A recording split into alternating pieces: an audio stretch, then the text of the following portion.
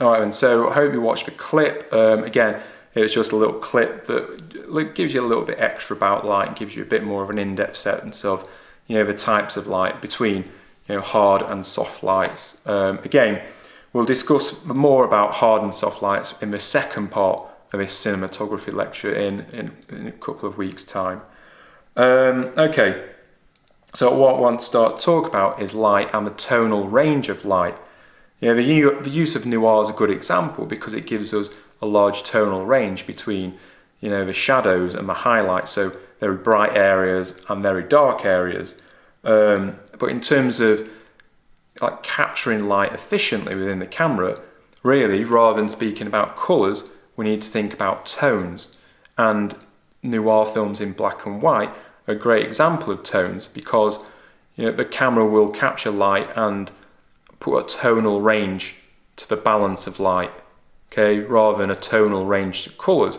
In terms of colours and a tonal range, if we think about shooting on colour or black and white, they would have to be set up very differently in terms of how the lights are set up and what people would wear. So if you were to see the world in black and white, then somebody wearing red jeans and a green top, perhaps to us it's distinguishable between those two colours. To the camera, red and green become the same tone, so those people would wear a costume or an outfit that looked exactly the same tone, so would look exactly the same colour. So in terms of the difference between shooting for colour and black and white, we need to set the lighting up differently so there's a more hard balance between the highlights and the shadows, and also a harder contrast in terms of the design of the tonal range in colours. Now going back to colour, we don't necessarily need to think about the contrast in colours as much, but we do need to think about the tonal range of these colours and how our camera will capture light. As the camera captures light through a light meter built into the camera, and there's two types of light meter. There's incident light and there's reflected light. Our camera will capture reflected light, and the difference between the two, an incident light reading will reflect light at the spot, so directed towards the light, and read how much light is coming from that source, whereas a reflected light, bright light reading will take the tonal qualities of a light across the image. So in terms of our cameras, these balance out quite well in the fact that we have a number of ranges of tones within any one shot. So it means the camera can balance these tones out together. Right, so if you've not looked at the worksheet, reference the worksheet now. What you need to do is look at the first few pages of the worksheet and look to the column on the left which talks about dynamic range. So this is the column where you'll see an image with the deepest black and the whitest white. So these are the shadows and the highlights, and then you'll see the increments in f-stop between. Some people write there's a 12-stop difference between light and dark, and some say there's a 9-stop difference between light and dark. Quickly, I'm going to talk about this more in detail in a moment. The f-stop range is simply the mechanism that controls the iris, or as I say, the aperture ring of your camera. So by changing the f-stop, it means the aperture opens and closes, which allows more or less light through. So the lower the number, such as 2.8, will make the aperture ring wider and more open, which will let more light in, whereas at the higher end, say 21, then this will be more closed and let less light in. So depending on your subject, if it's a dark day or a bright day or you've got a lot of lights, the ring might be closed or open more or less. Again, don't think this is as simple as that sounds, because by opening and closing the aperture, it will make huge differences to the way your shot is created in terms of the depth of field, the sweet spot on the lens, the sharpness of the shot, things which are really important to your narrative. And again, I'll talk about these a little bit more within this lecture, but also in the subsequent cinematography lecture. Okay then, so in terms of this tonal range, we can think about this as the dynamic range of the camera. And this is the amount of f-stops between light and dark. In terms of that number, what we want to be dealing with is thinking about, you know, how the camera reads light, where the light is coming from, you know, the tonal range of the camera, but also where we want that f-stop number. It's not just an arbitrary number that we put there.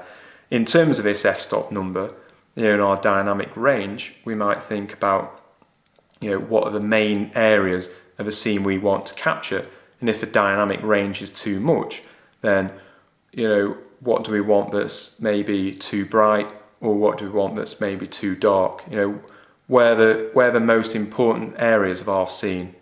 Okay, so what I want you to do now is go back to the worksheet, look at the top of the worksheet and the image there of the dynamic range and the pictures underneath this.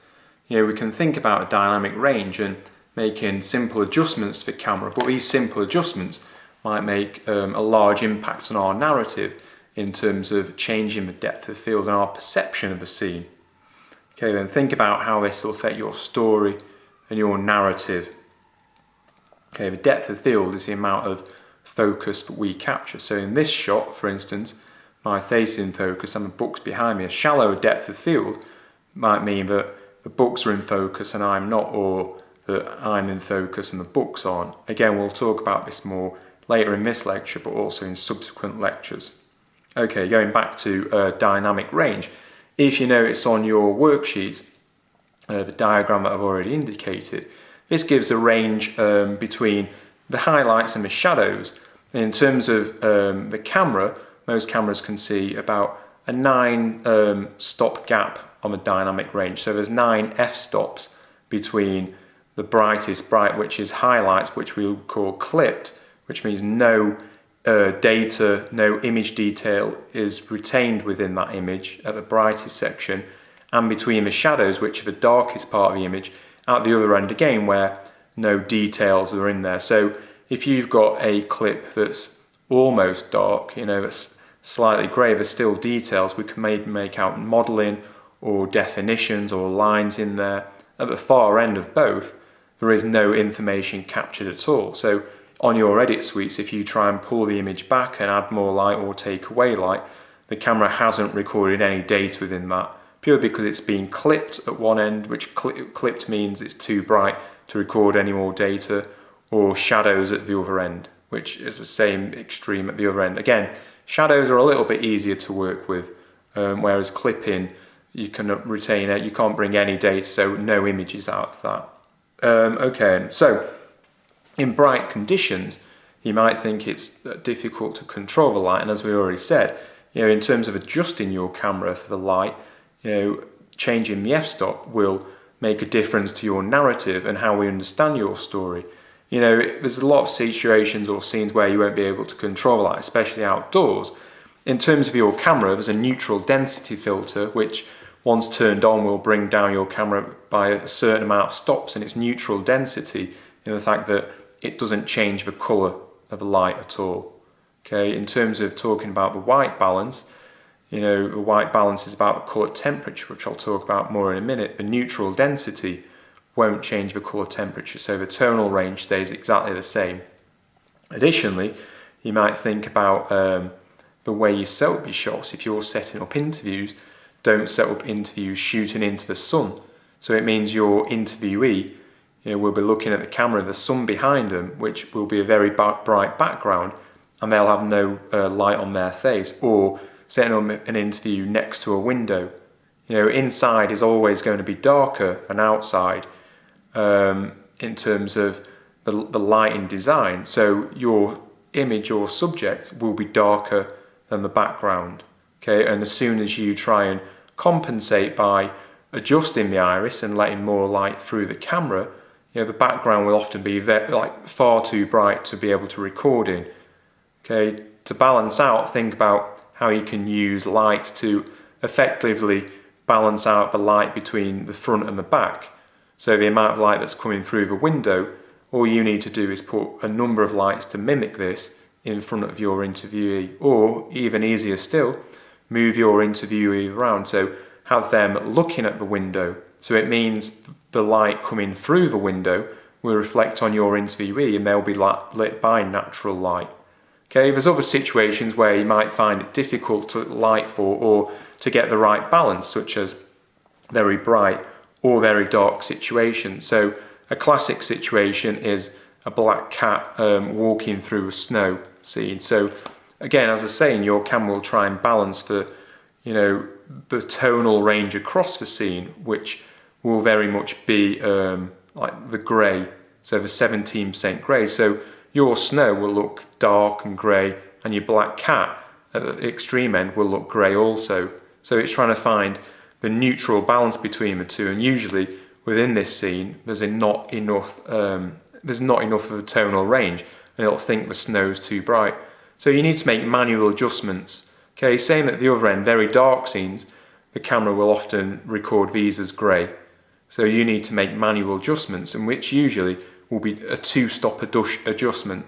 So if you're filming a very dark scene, adjust your camera by 2 stops, or a very bright scene, adjust your camera by 2 stops, and and manually look to see if this is working, if your shot looks adequate and realistic for the type of shot you're going to capture. Again, don't rely on the automatic features of the camera, otherwise you're going to come back with a lot of washed out, flat, very grey shots. Okay, on the worksheet, if you could go to the worksheet now, I've included a number of shots, and what in the first image what I've put on there is areas which say clipped, midtones and highlights. So the midtones are the midtones at 17%, which are those shots between light and dark, between the clipped and the shadows. And a midtone is something that's 17% grey, so again a red or a green. These are neutral colours. And if you've got a shot where, for instance, it's not very well balanced, or there's a number of different tones, or there's only 1 or 2 different tones, you can zoom in on a midtone, press the automatic, let your camera's light reading go on, let your light meter go on, and then it'll take a shot from the midtone, and then everything else will fall into place and balance around that. Again, we'll try this more in the workshop. Again, if you look at the images for now, and then on the next page, look at the images and make some notes on the worksheet about where you think the midtones are, where you think the highlights are, and where you think the shadows are.